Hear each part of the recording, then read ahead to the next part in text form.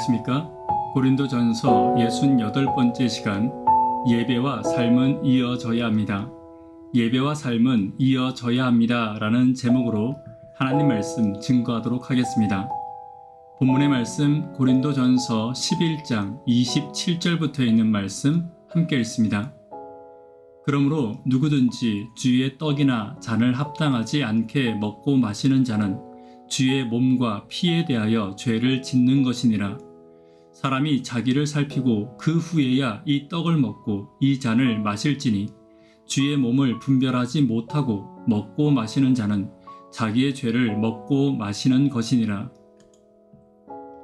고린도전서 11장은 계속해서 바울이 성만찬에 대한 이야기를 하고 있지만 11장 후반부로 가면 바울의 주제와 관심은 성찬에 대한 것이 아님을 우리는 알 수 있습니다.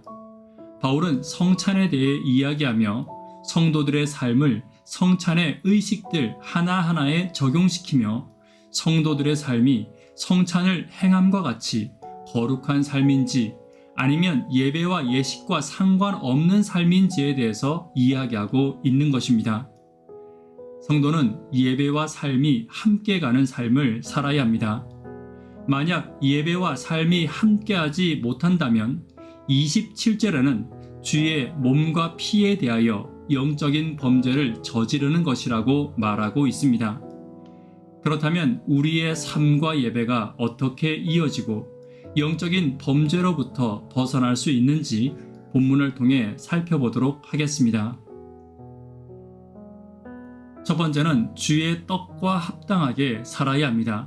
27절입니다. 그러므로 누구든지 주의 떡이나 잔을 합당하지 않게 먹고 마시는 자는 주의 몸과 피에 대하여 죄를 짓는 것이니라. 바울이 성찬에 대해 걱정하는 것은 두 가지였습니다. 첫째는 당시의 성찬은 두 가지를 동시에 행하지 않았습니다. 식사하는 동안에 떡을 먹고 그 후에 잔을 마셨기 때문에 떡을 먹고 잔을 먹는 행위가 하나로 이어지지 않을 때가 많이 있었던 것입니다. 그렇게 성찬을 그리스도의 고난을 기념하는 것으로 생각하지 않고 관습과 같이 즐거운 연회로 생각하고 행하기도 했던 것입니다. 그런데 이것보다 더 큰 문제는 두 번째로 성도들의 삶이 예배와 전혀 다른 삶을 살아가고 있는 것이었습니다. 예배는 참여하지만 회개하지는 않았습니다. 예수님께 기도는 하지만 겸손하지는 않았고 교제하며 사랑했지만 가난한 자는 멸시했으며 율법을 공부했지만 자기 자신은 돌아보지 않았습니다. 예수님의 죽으심을 기념했지만 감사하지는 않았고 십자가를 설교했지만 예수님을 닮지는 않았던 것입니다. 하나님의 자녀는 예배와 삶이 이어지고 교회 안에서의 삶과 밖에서의 삶이 이어져야 합니다. 하나님께서 교회 안과 밖에서도 자신의 자녀를 복주시고 돌보시는 것처럼 저와 여러분도 교회 안과 교회 밖에서 하나님의 자녀로 함께 살아가야 하는 것입니다. 오늘 우리의 삶이 바쁠지라도 예배와 우리의 삶이 이어지기를 위해 항상 기도하는 저와 여러분 되기를 간절히 바랍니다. 두 번째는 자신을 살피기를 게을리 해서는 안 됩니다. 28절입니다. 사람이 자기를 살피고 그 후에야 이 떡을 먹고 이 잔을 마실지리. 자신을 살핀다는 것은 죄를 살펴서 죄책감에 시달리며 살아가는 것을 의미하지 않습니다.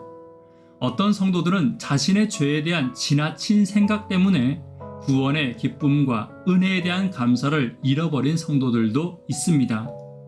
자신을 살핀다는 말은 예수님의 은혜에 대한 자신의 마음가짐과 예수님의 품성에 대한 자신의 참여함을 살피는 것입니다. 그리고 예수님의 고난에 대해 자신의 참여함도 살펴보는 것입니다. 마음가짐은 예수님이 주신 은혜를 내가 감사하고 있는지를 살피는 것이고 예수님을 믿고 사랑한다면 예수님의 품성을 닮으려고 노력하고 그분의 품성대로 살아가고 있는지를 돌아보는 것입니다.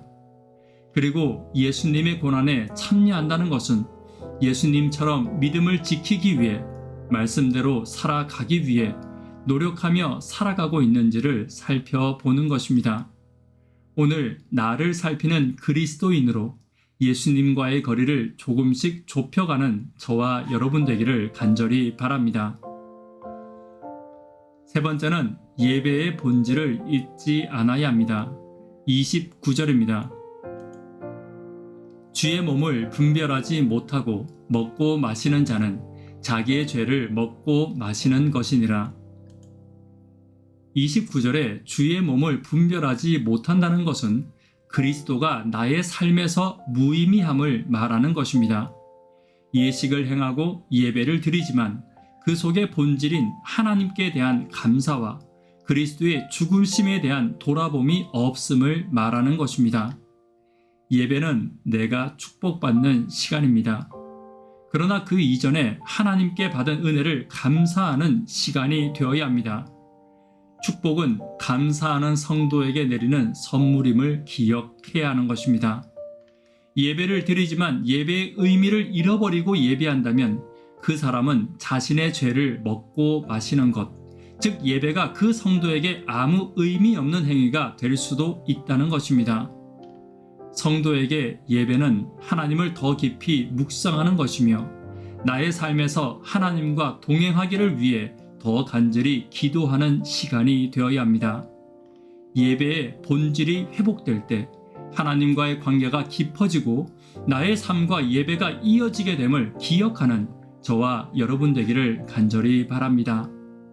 말씀에 결론 맺도록 하겠습니다. 예배와 삶은 이어져야 합니다. 주의 떡과 잔에 합당하게 살아가야 합니다. 자신을 살피기에 게으르지 않아야 합니다. 예배의 본질을 회복함을 통해 하나님과의 관계를 회복하는 저와 여러분 되기를 간절히 바랍니다. 기도 제목 함께 나누도록 하겠습니다. 구도자들을 위해 기도해 주십시오. 교회, 청년, 학생, 어린이들을 위해서 간절히 기도 부탁드립니다. 예수님을 닮은 성도를 위해 기도 부탁드립니다. 예배와 삶은 이어져야 합니다. 예배의 본질이 회복되고 하나님의 은혜를 살피며 예수님의 품성과 말씀이 나의 삶에서 이어지기를 위해 기도 부탁드립니다. 이 시간 개인적으로 기도하도록 하겠습니다. 감사합니다.